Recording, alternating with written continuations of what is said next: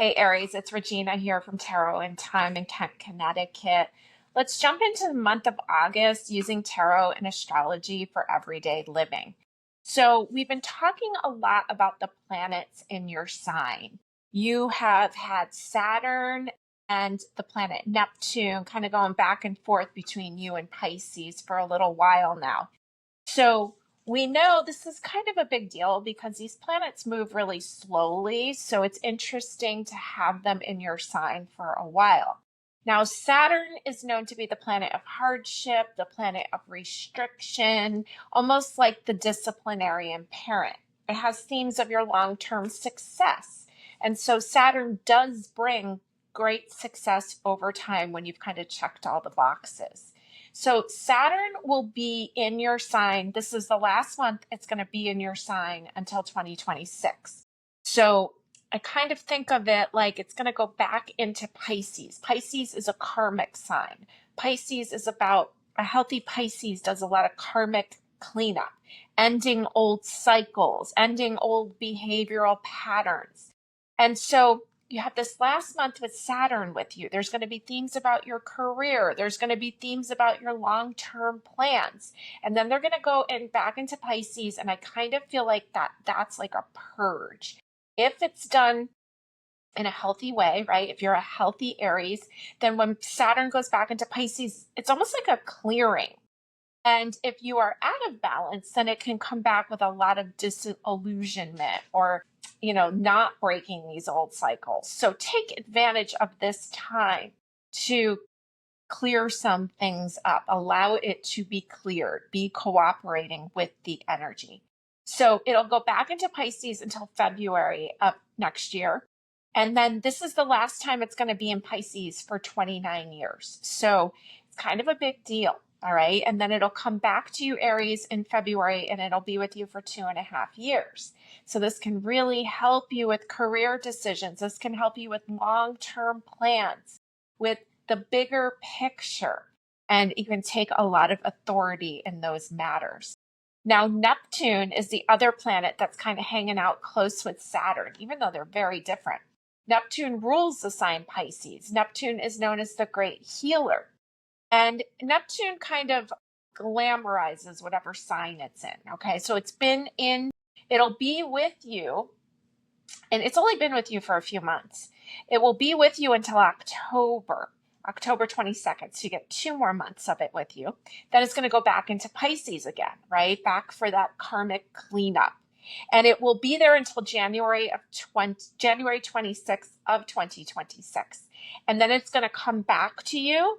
It's going to leave Pisces, where it will never return in our lifetime. It takes 165 years for it to get back to Pisces. So then Neptune's going to hang out with you for the next 14 years. So there's a lot of creative energy. There'll be a lot of healing energy, especially I think after it does its final dip in Pisces, its own sign.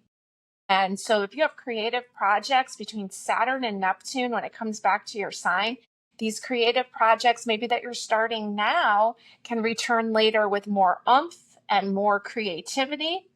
And Neptune will not return to your sign, Aries, for another it will be with you for the next 14 years, okay?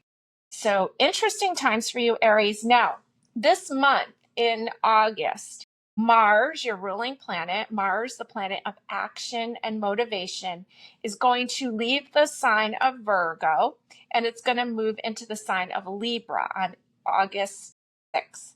Libra is the sign across from you. It's the relationship sign ruled by Venus. And Mars is considered to be in its detriment in the sign of Libra, which means it's the second to the worst place for it. But it still has to be there. So it's going to be interesting for you to have your ruling planet not only across from you, so it's in an opposition, both sides want something, in its detriment. So it's not working at its highest and best. The biggest thing that you need to remember this month is that you have to play nice. Okay. I know that you like to go on it on your own, or you like to be a leader, but this is a month where you're going to have to consider others. You're going to have to find ways to collaborate, to cooperate, or at least just be polite, okay? Play nice this month. Now, you've got some helpful energy with the nice trine, the positive aspect that you have going on with the sun in its own sign of Leo. That makes a nice trine because you're both fire signs. And trines are positive aspect, flowing energy. So you have that going on till August 22nd. So I would go have some fun, be polite to others, mind your own business if you have to, if you don't want to collaborate or cooperate. Now, you also have a trine with Venus, but that's not going to be till the end of the month. You'll have some nice flowing energy with Venus and Leo starting on August 25th, and it will run till September 19th. So a lot going on for you, Aries. I think that you should just have fun, be polite, and if you want to work with others, this is a good time for it, but you have to watch your manners. Now, the moon will be in your sign on Tuesday, August 12th at 6:33 a.m., and it'll stay there till Thursday, the 14th at 9:22 a.m. So when the moon is traveling through your own sign of Aries, often you'll feel like yourself. And so note how you feel on those days. Now, those days were actually the days that I said to put stars on your calendar, because Venus, the planet of love and relationships and harmony and balance and value and money, is going to be together with Jupiter. And that's a really beautiful thing. Venus and Jupiter conjunct. Jupiter is the planet of luck, blessings, and expansion. So I had mentioned to put stars on your calendar for the 12th, 13th, 14th, 13th a little less, but 12th and 14th. And those are also the days the moon are in Aries. So that's going to be, take note, see how you feel, and go have fun on those days. So I want to roll some dice to start off. I've got my Astro dice here. Let's see what themes we get for you this month. We've got the planet Uranus in the sign of Sagittarius in the 12th house. That's Pisces house. Okay, so these are some themes for you. Uranus, the wow planet. Uranus, anything can happen. It's seen as a lightning bolt. It rules the sign Aquarius. We have an Aquarius full moon this month. Now, Uranus just changed signs. It was hanging out in Taurus since 2018. It just moved into Gemini. And I believe Gemini and you, Aries, make a nice sextile, which is a positive aspect. So there may be some oh wow things that just show up, okay? And in the sign of Sagittarius, which is a travel sign, so this could be like an unexpected trip, unexpected vacation. 12th house is the house of retreating. So the positive way that I could read this is somebody offers you, maybe a friend offers you a chance to get out of town, and you take it and you get some downtime. Or you could have some really bright ideas, and that maybe some really, because Sagittarius is a very spiritual sign. It also rules publishing. So this could also be a good time for you to go and take some time to retreat and write. And remember, the 12th house is there, and that's Pisces house. And we've been talking all about those planets going back into Pisces to clear up some old karma. So I do see you being released of some obligations or some old energy and freed up, okay? Because this is kind of like rolling Aquarius and Sagittarius, which are the most rebellious signs of the zodiac. So kind of fun energy here. We're going to push those up to the side. Let's get some cards on the table for you. Let's see what is important for you to know this month, Aries. I have a few different decks that I'm working with. And let's just see in general, and then we'll break it down into some more specifics. So here's the general energy for you this month, Aries. And so far, I've got 2 cards from the Cozy Witch Tarot, 1 card from the Witch's Garden. This is the Touchstone Tarot. I think I've been calling it Touchtone, but it's Touchstone Tarot. And let's give you a couple tea leaves also, tea leaf oracles, and let's see what Aries needs to know this month. So we're starting off here with the Knight of Pentacles. And this says, slowly but surely you're going places. Didn't we just say that we thought you might be offered a trip? Knight of Pentacles. Now, the Knight of Pentacles does move rather slowly, but we see it showing up for you. I can't tell if that's like a tackle box, like a fishing tackle box, but there's some kind of box opening for you. So there's some things being revealed for you. Now, we also have the Knight of Cups. Romanticize the present moment every chance you get. This is basically describing what I was saying on the dice, right? Getting a chance to get away, to do some reflection, to do some writing. She's got her notebook out there. So the Knight of Cups, two knights. I like that they're both women. Knights quest after what they want. The Knight of Cups is the romantic of the deck, or the creative. You also have the Nine of Pentacles. So we see there's a lot of beauty. There's no lack. It's almost like slowing down to enjoy it all. Also got the Six of Coins, the Six of Pentacles. It's interesting. All these hands are reaching out and like you're holding the scales of justice. And like, this reminds me about bills, right? Everybody like wants some of your money. Six of Pentacles, but you're in the position to be able to decide where it's distributed. It looks like there's ample funds, or maybe you're just going to choose really wisely, not spend too much so that you can take advantage of this downtime. See what your tea leaf oracles are. You've got the Goldfish, increase in material wealth or spiritual growth. Boy, this really lines up to that Sagittarius energy.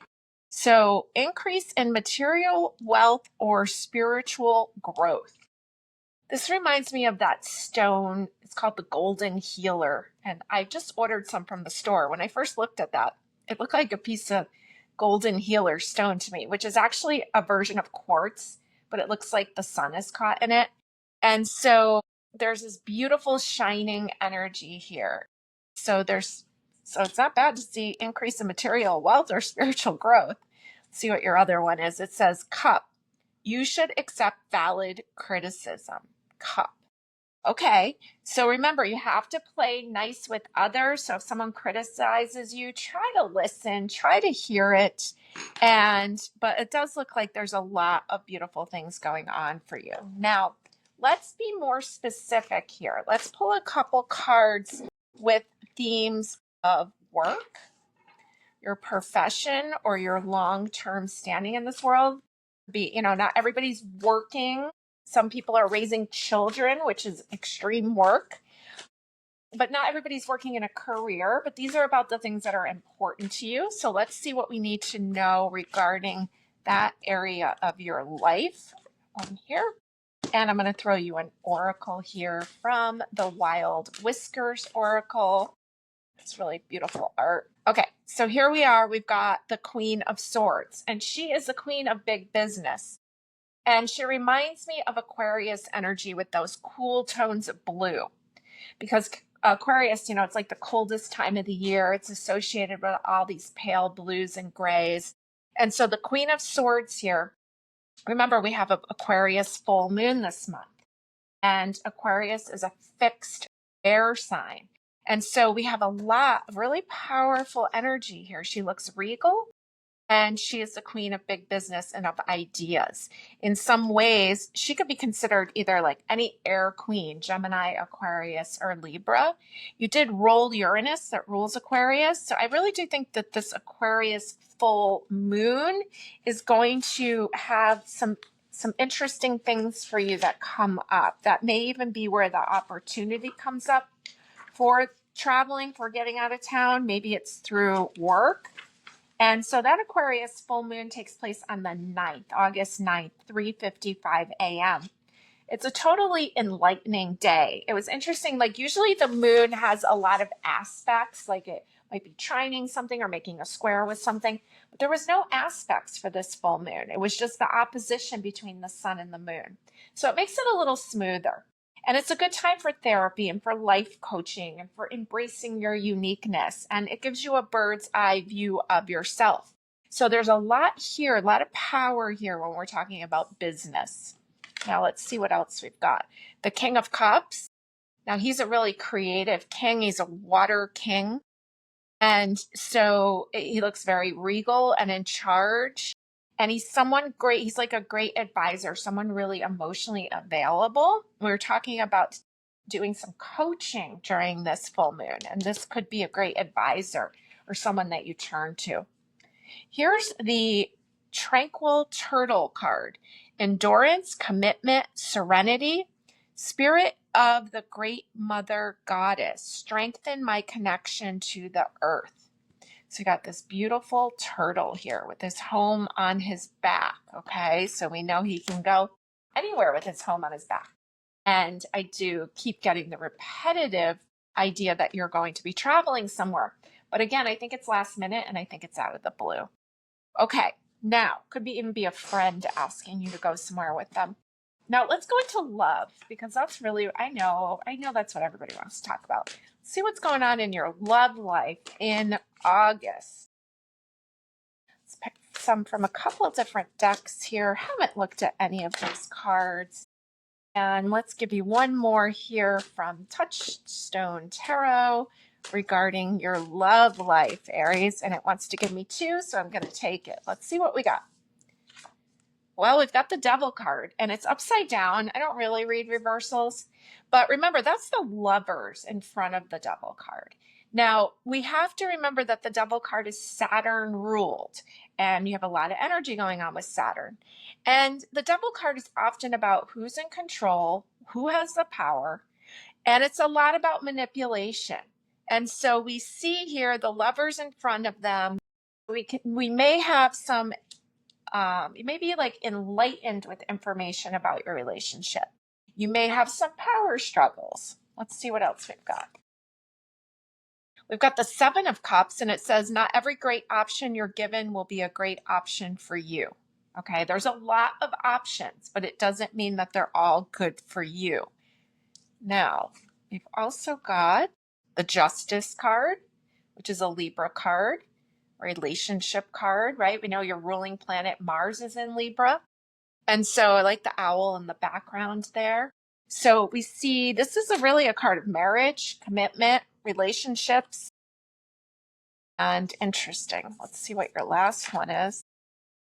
And it's the Three of Coins, the Three of Pentacles. And we see a gentleman working on painting something. This is a card of collaboration.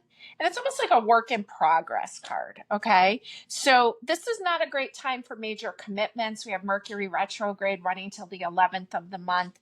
And even still, we'll be in its shadow period. So don't be pushed into making a formal commitment that you're maybe not feeling ready to do yet. It's asking you to collaborate with others or to get advice from others and to kind of paint that picture the way that you want to. So make sure that, I think it's a good time to jump into therapy and really look at some of that deep, old energy that's going on there and lighten things up and kind of was like painting the picture that the way you want to. It's interesting that there's a nun in that picture.